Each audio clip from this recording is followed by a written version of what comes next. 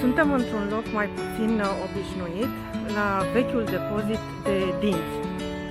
Da, așa se numește și nu este o glumă.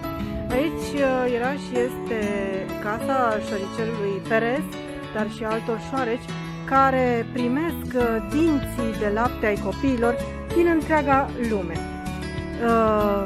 În programul obișnuit, aici sunt diverse activități în care se prezintă copiilor care este traseul dinților după ce ei îi trimit aici, cum sunt transportați, prelucrați, astfel încât în final să ajungă un material valoros care se vinde bijutierilor pentru a face bijuterii din ei.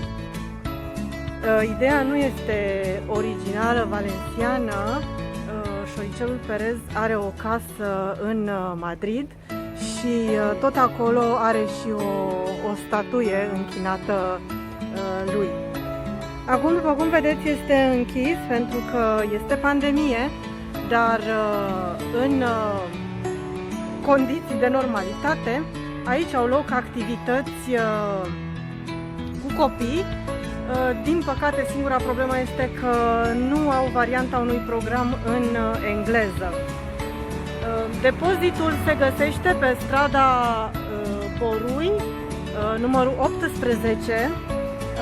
Are review-uri și recomandări foarte bune, inclusiv pe TripAdvisor. Dacă veniți în Valencia, poate măcar să treceți pe aici cu copii sau doar voi, să îl vedeți pe șoricelul Perez, dar și pe frații lui, care sunt foarte, foarte ocupați, intră și ies tot timpul ca să transporte și prelucreze dinții copiilor.